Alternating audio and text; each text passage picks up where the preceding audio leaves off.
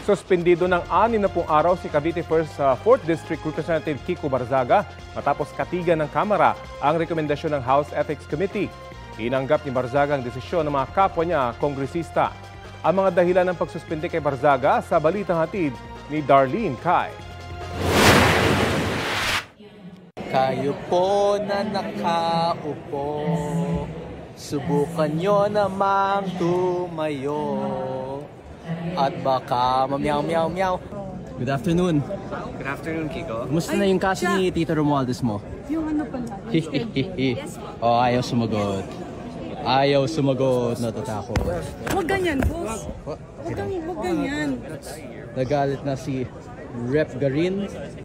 Naging kontrobersyal si Cavite 4th District Representative Kiko Barzaga sa mga video na ito na siya mismo ang nag-post sa kanyang social media pages. Mga post din ni Barzaga ang basehan ng committee report ng House Ethics Committee na pinagtibay kahapon sa plenaryo.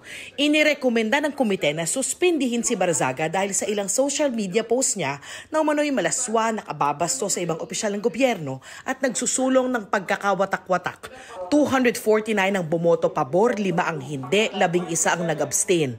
Dahil dito, 60 araw suspendido si Barzaga dahil sa umano'y disorderly conduct o asal na hindi katanggap-tanggap para sa isang miyembro ng House of Representatives. Recommends the imposition of the penalty of 60 days suspension from office without the benefit of salaries and allowances. His actions reflected negatively upon the dignity, integrity, and reputation of the House of Representatives. Consequently, the committee finds Respondent Representative Kiko Barzaga of the 4th District of Cavite guilty of disorderly behavior. Nagugat ito sa ethics complaint na inihain ni House Deputy Speaker at Antipolo Representative Ronaldo Puno at iba pang kongresistang dating kasama ni Barzaga sa NUP o National Unity Party. Ayon sa komite, lumabag si Barzaga sa rules ng Kamara base sa Republic Act 6713 o Code of Conduct and Ethical Standards for Public Officials and Employees. Binigyan daw ng komite si Barzaga ng sapat na pagkakataong tumugon at ipagtanggol ang kanyang sarili sa mga pagdinig ng komite. Pero ayaw nilang makipagtulungan ni Barzaga. Hindi sumipot si Barzaga sa unang pagdinig ng komite dahil abala raw siya sa paglalaro ng video games noong gabi bago ang pagdinig. Bago pagbotohan ng committee report sa plenaryo, nagbigay ng pahayag si Barzaga. I wholeheartedly accept the decision of the committee, but I maintain my stance that President Marcos must be held accountable for his crimes. Whatever punishment may fall upon me and others who stand against this president who has lost his constitutional mandate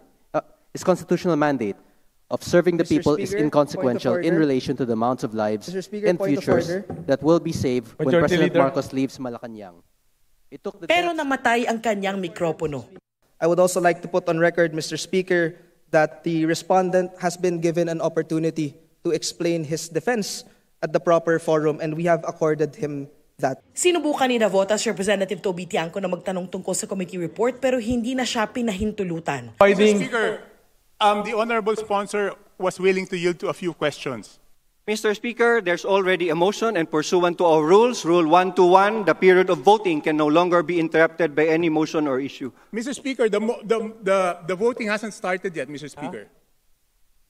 Mr. Speaker, I do not hear the chairman yielding to any more questions. So after the 27 pages of the committee report, Mr. Speaker, Honorable Tiangco, let's allow the members to decide on a question of discipline. If they agree, they will vote yes. If they do not agree, they will vote no. So let's hear the members and call the roll of members.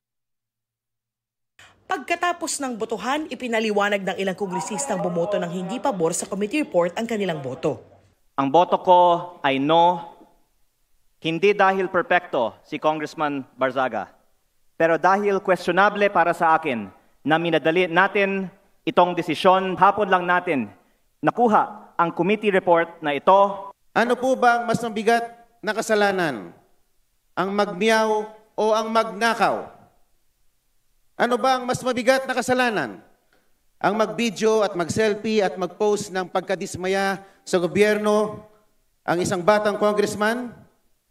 O ang ginawang sistematikong pagnanakaw sa gobyerno? Hindi po sa pamamagitan ng aksyong ginawa natin kay Representative Barzaga mababawi ang kredibilidad ng ating institusyon. What we need is to bring the public's trust back in this House, and this representation firmly believe that this move will not help us to move in that direction. Habang suspendido, walang sweldo o allowance si Barzaga. Patuloy namin kinukunan ng pahayagang sinuspending kongresista. Bukod sa 60-day suspension, binalaan din si Barzaga na ang pag-ulit sa kaparehong asal ay magre-resulta sa mas matinding parusa. Inutusan din siya ng komite na burahin ang mga inireklamong social media posts sa loob ng 24 oras.